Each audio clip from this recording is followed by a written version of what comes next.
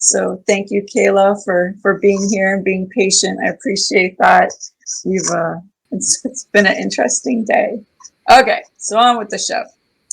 And we met at the Tribeca Film Festival, and Yeah, it was a great time. Did you enjoy yourself? I did. And thank you so much for having me today. Yes. And you mentioned to me that you had moved from Atlanta to New York to pursue acting. And what are some of the what are some of the things you've had to overcome and difference in lifestyle, etc.?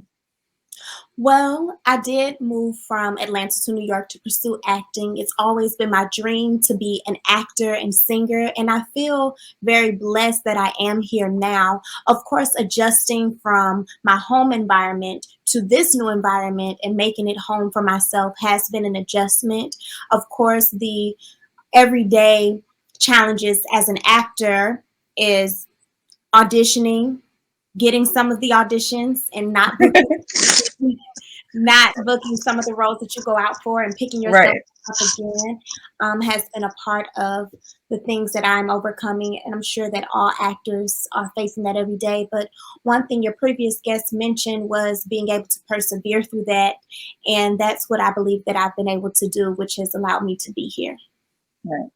And I think I saw online on your Instagram that you are presently in a play on Broadway. You want to tell us more about that?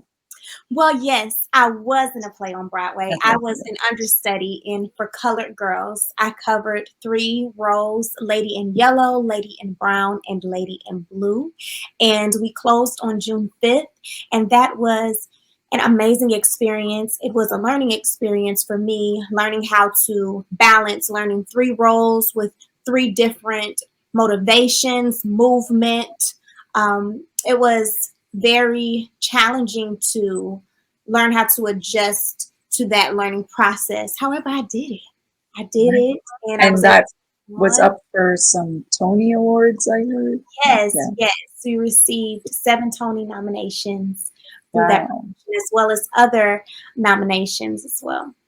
So what did you learn by being in that type of a play, like, or and on Broadway? Like, what were some of the, major milestones, or like, did it change you? Did you grow, or what was a, a major a major thing you learned from that?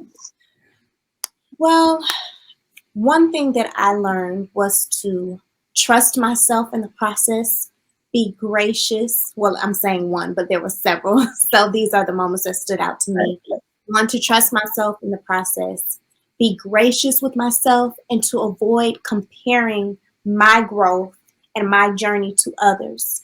It's Right. easy to do that when you're surrounded by so many talented women. And the For Colored Girls cast was, they were phenomenal, and Mm. being surrounded by them and wanting to step into whatever that light was, whatever that gift was that they possessed on stage. Sometimes you compare yourself, but it's important to remember that you were selected, you are called for this, and it's important to keep that in your mind, because you never know when it's your turn to go up, and somebody needs to see that confidence in you so that they're inspired to do the same. So those were just personal challenges that I overcame and was able to successfully do the role when I was called one of the performance nights.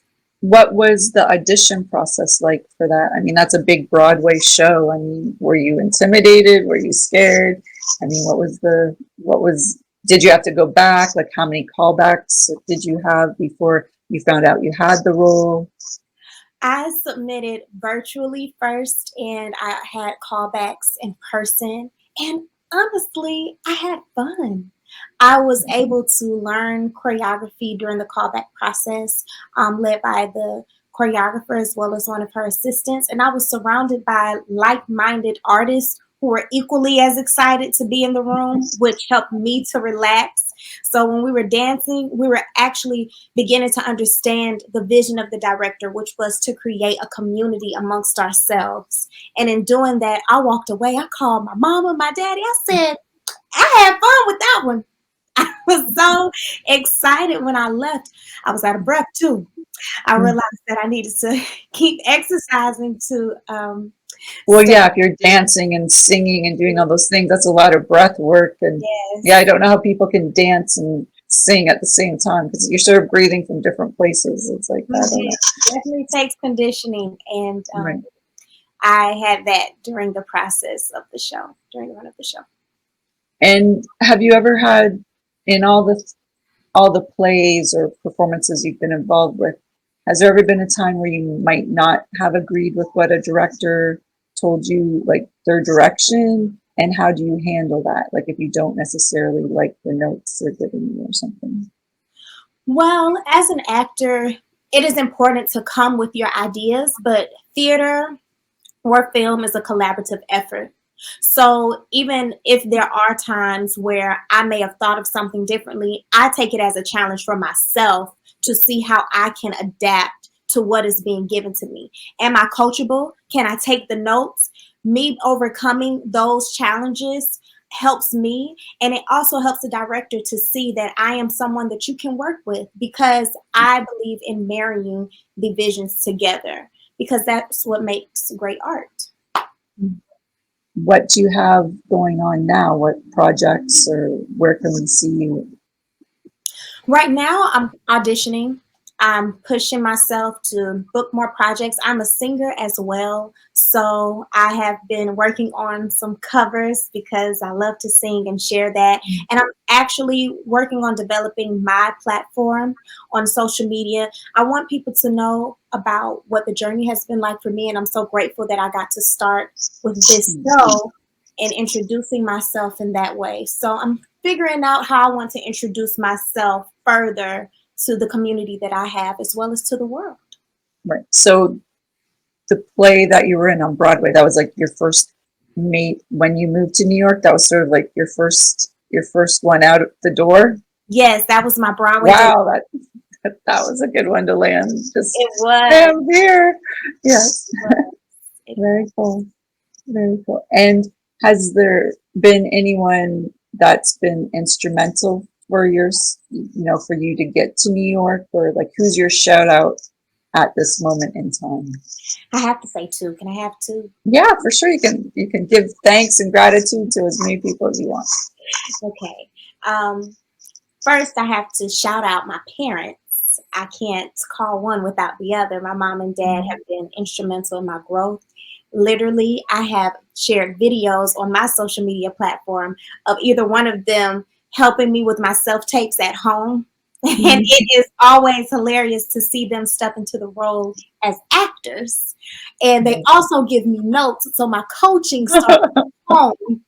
I remember one time I was working through lines and my dad was like, I don't feel it.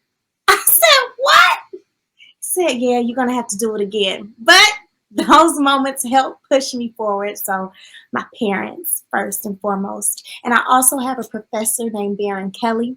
When I attended graduate school at the University of Louisville, I met him during my first year. And he said, when you graduate, I'm going to help you. And he did, and introduced me to an agent here who I'm represented by now, Hudson Artists Agency, that helped me land my For Colored Girls debut on Broadway. So between them, as well as my family and friends, my village, they've uplifted me to the point that I am right now. Can you tell us a bit more about the play? Yes. So for colored girls who have considered suicide when the rainbow is enough is the full title of the play. It is well, I say play, but it is a choreo poem written by Ntozake Shange, which means that it is a collaboration between poetry and movement, one of the specialties of the director Camille A. Brown, and it chronicles the experiences of Black women, colored girls, in a series of poems. And we see each woman represented in a different color. And we see stories shared in those colors where they have enjoyed dancing with one another and talking about that experience, where they've enjoyed their graduation night and sharing that experience, over to topics such as abortion or abuse or feeling as though someone has walked away with all your stuff. That is one of the poems in the play. And we see each woman embody their color as well as the story that lies within the poem. And it was well received by audiences. They really enjoyed it. Sometimes while I was at work, if there wasn't a time that I was going on, I had opportunities to talk with ushers who would tell me that when they would see the play, they would need a box of tissues with them because Yeah, it sounds like it would be very emotional. it moved them so much.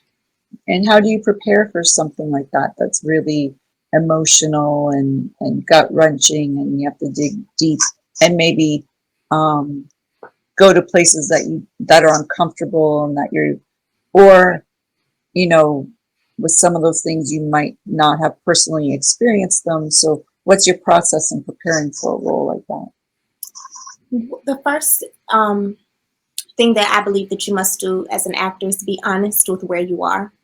So if it's something that you've been through before, can you be honest with yourself and acknowledging that, whether that is alone, whether that is with a friend, through a therapist, whatever your process is, so that you have the freedom to be as vulnerable to share it on stage with others, with all of these people looking at you. And sometimes when you are in a position where you haven't experienced that particular thing, you've experienced something similar. And I always say, if it's something that you have allowed yourself to get through, you've healed from, it's okay to dip into that well of knowledge to be vulnerable again. Only if it's something that you've already overcome. I don't think it's always safe to visit trauma Right, to yeah. experience on stage because you have to deal with that when you get off of the stage. But I think it starts with the acknowledgement of where you are, just like we have to do every day. Do you find that I hear from some other actors that they carry some of the roles with them when they come off stage? Has that been your experience, or can you cut it off as soon as you're done? I think during grad school, that was a part of my thesis and what I graduated studying, because I believe that you can carry grief when you are experiencing the trauma of everyday life, as well as once you get off the stage. And engaging in that conversation helped me to develop a process of letting it go. But I'd also say that sometimes I can see how certain experience, it may just come up when I'm talking, like I just did today. I said, somebody almost walked off with all of my stuff. That's in the play. Right, right. That's not my everyday language or something I share with you, but it does pop up at times, and I think in positive ways. And if it does happen to be a negative way, I believe that I either use art as my expression to release that, or other forms of conversation, therapy, talking to friends. And how long have you been studying acting for? Like, like you said, you went to graduate school, but are you still, do you go every day? Are you still taking classes? Well, I've been studying acting for a while. I'd say my educational experience beyond high school started at Tennessee State University, and I studied theater there under the direction of Dr. James and Dr. Fields. I have to say their names as well because they helped me get to grad school. And I attended grad school, received my master's, and now, even while I'm here in New York, I find classes to take because it's important to cultivate your skills. Recently, I took a film acting class under the leadership of Tracy Bonner with Congo Square Theater. It was a virtual workshop based in Chicago, and she's an actress who also graduated from Tennessee State. So being able to learn from her is helping me with my self-tapes because I always want to get better. I'm not done because I had my Broadway debut. This is a lifetime journey for me because I want to be a household name. Name up on the marquee. Very, very good. Good to know. Good to know. And so yeah, well, I was going to ask you what your goals are, but you sort of beat me to the punch there with that question. So what are your goals, like other like, what's your plan to Well, get to the marquee, I guess? okay. Some aspirations that I have are to be in films. I love Avengers. I would love to be an Avenger. I would love to be in Black Panther. I love those type of stories. Mm. I also love biopics. I love stories that retell the experiences of others. So I would love to cross into film and television, as well as being a musical on Broadway. I love to sing, so being able to do both would be great. And I was also a teacher, so one of my goals is to be a physical representation for my students that I meet along my journey, that any dream that you have is possible as long as you continue to work hard. That's very important to me. The youth are very important to me. So it is also my goal to keep going so that I can show them that they can as well. And what's been your biggest challenge moving to New York? My biggest challenge.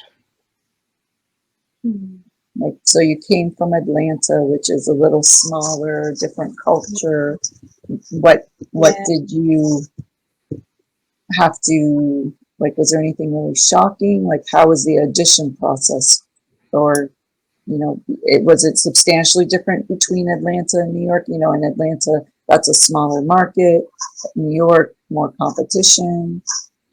Well, I'd say that as far as your preparation, I think it's consistent to whatever you put into play. So your audition experiences are probably the same in that way. This is my first time auditioning for musical theater here, and that has just been fast paced in general. But I think that's across the board because people want to see if you can adapt quickly because you have such a short amount of time to get a show up and running. That is important to move fast. I just say New York is fast. Figuring out the transportation is an experience within itself, okay? Because I've never done that. And planning my days accordingly, because there are no excuses when you're late. That you know, you have to stay ready. And then, you know, I'm still figuring out the food. I love food. I love Southern food. Okay, so you miss the Southern food, and yes, I do. So adjusting to the lifestyle in general, and then of course, I had making friends and meeting new people. I have some friends here, but putting yourself out there is important, and being yes, I'm confident. sure networking is an important thing, especially in any career, but especially probably in acting. Right. So navigating that has not necessarily been a challenge, but I just have to always encourage myself to speak up because you never know who's in the room, and that's how I met Just you. like how we met. Yeah. Exactly. Yeah. Well, thank you. It was so great. We were sitting beside each other, and actually, we're wearing the same outfit that I have. And I made a comment. I'm like, hey, I have that outfit, and here we are. Here we are. So thank you so much for joining us today, and good luck in New York. And I hope to see you on Broadway and your name up on the marquee soon. So. Thank you. I hope to meet you in LA one day too. Yes, definitely. More than welcome to come. More than welcome to come. Thank you for having me. This was great. Okay, thanks